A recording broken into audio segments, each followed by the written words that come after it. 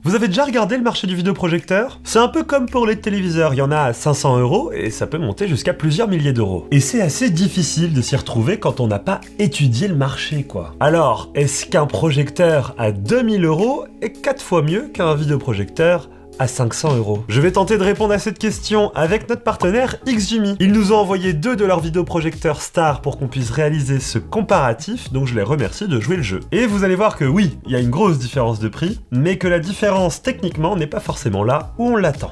Alors d'un côté, j'ai le XGIMI Mogo 3 Pro qui est vendu à 499 €. Et juste en face, j'ai le XGIMI Horizon S Max qui est commercialisé à 1999 €. Alors le premier point de différence, c'est la définition de l'image.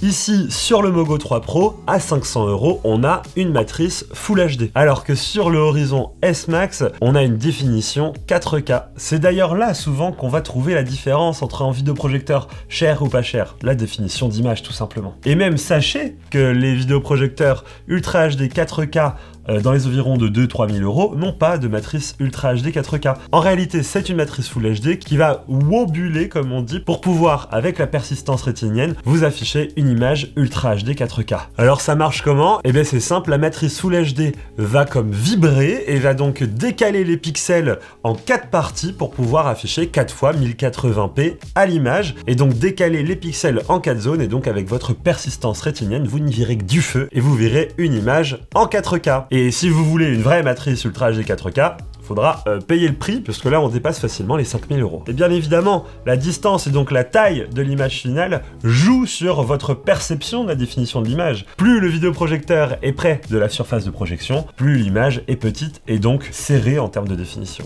Bon allez, pour mieux comparer, est-ce qu'on se mettrait pas dans une petite ambiance cinéma? C'est mieux. Bon, pour comparer la définition, j'ai mis une image qui est exactement la même sur un vidéoprojecteur et sur l'autre, et en camouflant la lentille d'un vidéoprojecteur et de l'autre, ben je peux comparer la définition, et c'est assez parlant. Quand on passe de la Full HD à l'Ultra HD 4K, on a un vrai gap de définition. Là, ça se voit notamment sur le poil du chat, c'est vraiment bluffant. Alors sur une image en mouvement, c'est d'autant plus parlant, regardez la pierre.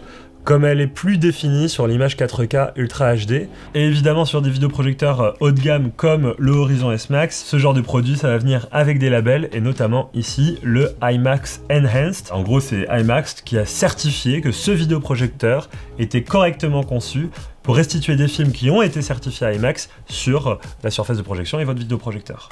Bon, le comparatif suivant, je vais le faire sur la luminosité, puisque quand même la luminosité, c'est un point central du vidéoprojecteur. Pour la différence de prix, on a une vraie différence, puisque sur le Mogo 3 Pro, on a 450 lumens annoncés, alors que sur le Horizon S Max, il y a 3100 lumens annoncés. Pour dire quand même que rien que dans les chiffres annoncés, un Horizon S Max promet beaucoup plus de luminosité qu'un projecteur moins cher. Alors, ça va servir à quoi d'avoir un vidéoprojecteur plus lumineux? Est-ce que c'est vraiment important? Puisque forcément, ça c'est corrélé au budget, hein. Plus on met, plus il y a de lumière. Alors, à quel moment je m'arrête? Eh ben, faut savoir que ça va impacter deux choses.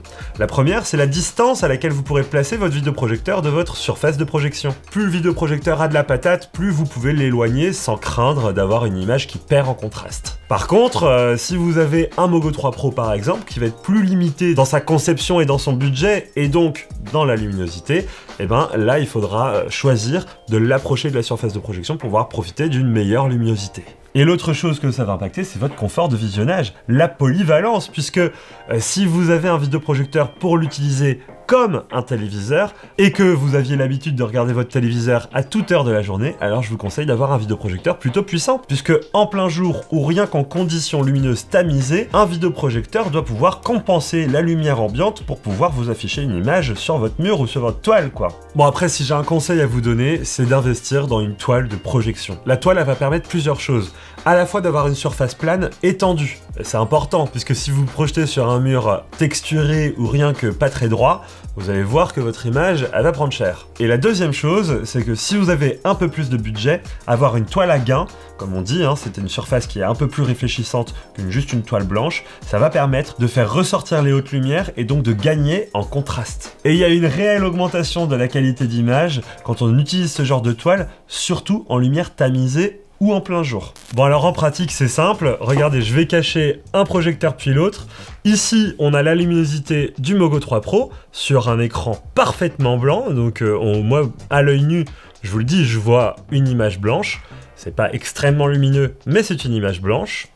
Et juste à côté, voici la lumière émise par le Horizon S Max, et on voit clairement une différence de luminosité flagrante.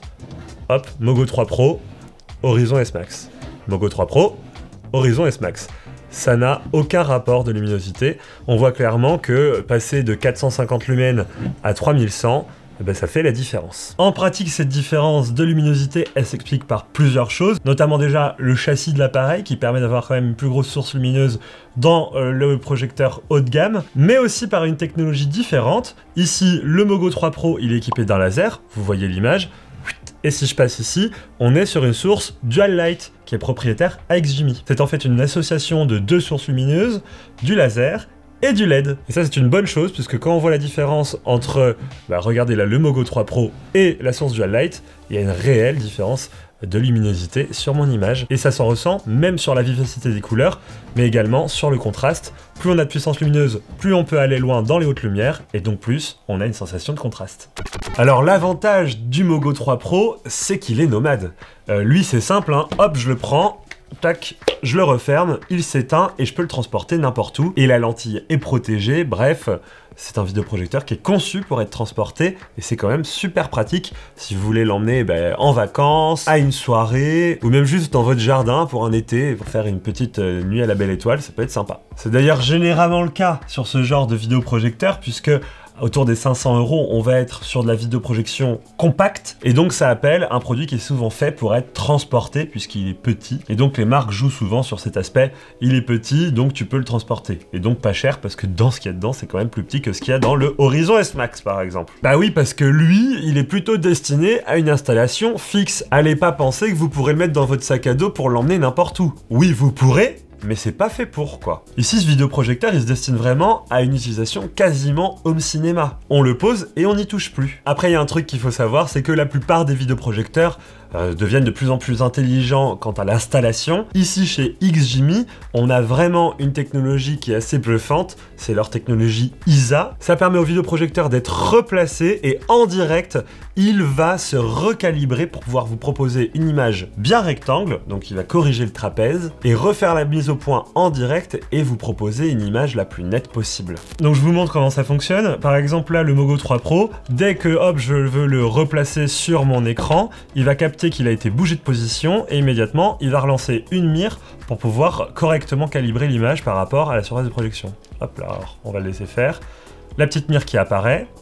Bon, je vous le fais en direct, comme ça vous voyez le temps que ça prend. Le focus qui se refait. Et voilà, l'image, elle est correctement rectangle et on peut repartir voir sa projection. Maintenant, je vous montre comment ça se passe avec le Horizon S Max. Là, ça se fait un peu plus en direct. On voit que l'image se réajuste dans son trapèze immédiatement sans avoir à appliquer une mire. Donc je pense qu'ils ont fait un effort supplémentaire, notamment au niveau du processeur qui doit être un peu plus puissant pour calculer ce genre de choses. Mais du coup, ça fonctionne très bien, hein. L'image reste bien rectangle quoi qu'il arrive, où je la mette. Donc là, pareil, pour un peu plus cher, on a une technologie qui est plus réactive sur le Horizon S Max, alors que sur le Mogo 3 Pro, on a les mêmes résultats, mais pas de la même manière. Après, au-delà du trapèze automatique, etc., il y a un truc qui est important sur l'installation, c'est que vous avez déjà vu ça, un vidéoprojecteur, faut le caler. Je suis certain que vous avez déjà eu votre oncle Jean-Jackie qui a voulu placer des livres sous le vidéoprojecteur pour correctement le placer, et tant bien que mal, avoir une image bien positionnée sur la surface de projection.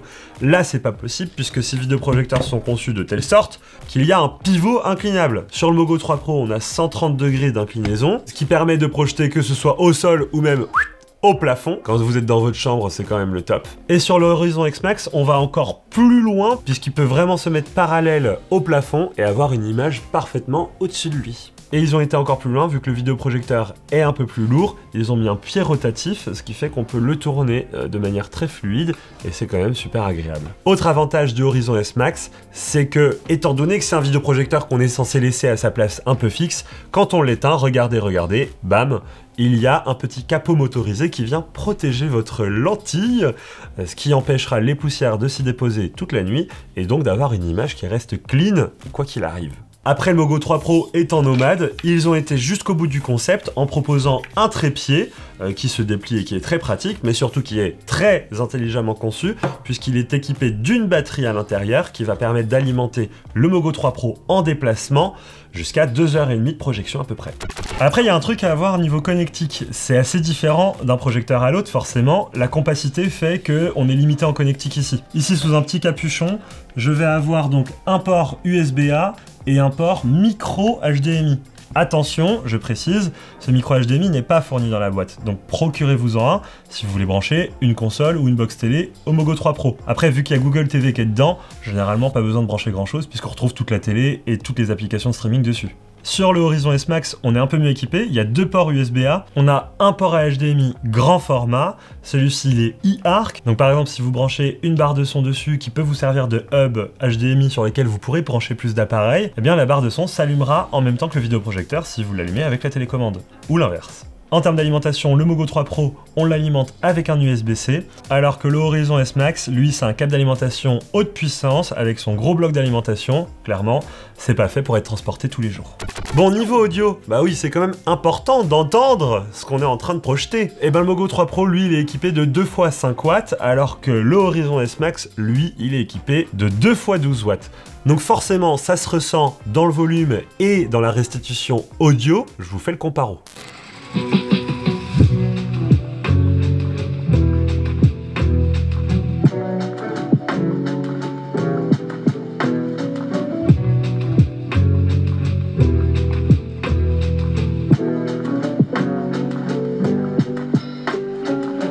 J'ai testé pendant un an les lunettes connectées. Je vais aujourd'hui comparer trois modèles, les Ray-Ban de Meta, les X-Reel R2 Pro et les MyVue de iMiki. Bon, pas compliqué de remarquer quand même que le Horizon S Max a un châssis plus grand et donc embarque des haut-parleurs plus puissants. C'est très clair et surtout avec un son un peu plus dynamique. Plus de basses, des meilleurs aigus, c'est plus clair. Bref, si vous posez ce vidéoprojecteur juste devant vous sur une table de salon, vous aurez un meilleur son. Même si le Mogo 3 Pro se défend plutôt bien, il a une qualité d'enceinte portable de cette taille-là, quoi, du socle qui est juste devant vous. Le truc pratique avec le Mogo 3 Pro, hop, c'est que je peux le ranger comme ceci et profiter de ce format-là comme une enceinte portable. Je trouve que la proposition est quand même pratique. Après, moi, je dis toujours attention à l'audio avec la vidéoprojection. Sur ce genre de vidéoprojecteur, pas de souci, c'est du nomade, on va plutôt le placer à l'avant du canapé, sur la table du salon, donc le son viendra de devant. Par contre, sur ce genre de vidéoprojecteur, c'est pratique si vous le placez sur une table également devant vous, mais si vous voulez le placer sur une étagère ou quoi qui se trouve derrière le canapé, ça risque d'être désagréable d'avoir le son qui vient de derrière. Dans ce cas-là, et surtout si vous vous installez en mode home cinéma avec une toile de projection et tout, investissez dans un système audio. Et prévoyez tout le câblage, puisque quand on est sur un vidéoprojecteur qui est placé derrière le canapé, faut faire passer les enceintes devant le canapé. Donc il y a tout un truc à réfléchir, il y a plein de constructeurs qui proposent des solutions avec des enceintes sans fil, ça marchera très bien. Mais réfléchissez-y, c'est important, puisqu'une grande taille d'image implique un grand son. Autre point important lorsque vous achetez un vidéoprojecteur ou même n'importe quel téléviseur, c'est quelle est son interface. Puisque oui, peut-être que vous avez l'habitude de brancher vos box TV, votre console, etc. Mais maintenant, on attend quand même des vidéoprojecteurs et des téléviseurs qu'ils intègrent une interface intelligente sur laquelle on peut directement aller sur nos applications préférées de streaming. Eh bien, sachez que le monde est dominé par deux systèmes d'exploitation, Android TV et Google TV, les deux appartenant à Google. Ce qui est rigolo dans la vidéoprojection, c'est que plus on monte en budget, moins on a d'interfaces connectées. C'est un peu ça qui se passe.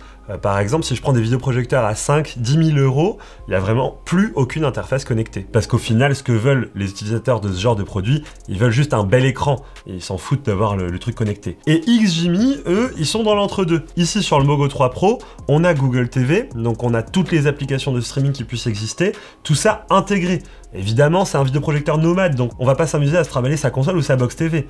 Tout doit être dedans, et ça marche parfaitement. Une fois connecté au Wi-Fi, on a tout. Ici, sur le Horizon S Max, on est sur un vidéoprojecteur plus fixe, avec des connectiques à l'arrière, donc forcément, on s'attend à avoir plutôt des box TV ou des consoles qui puissent se brancher dessus, pour pouvoir profiter d'une utilisation plus polyvalente.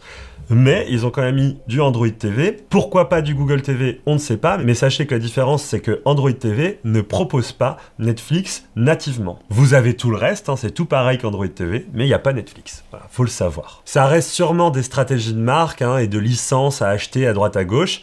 Mais voilà, XGIMI, ils ont fait ce choix. Le Horizon S Max, il est sous Android TV et le Mogo 3 Pro sous Google TV. Bon alors finalement, est-ce que pour beaucoup plus cher, on a vraiment beaucoup mieux? Eh bien je dirais tout dépend de vos exigences.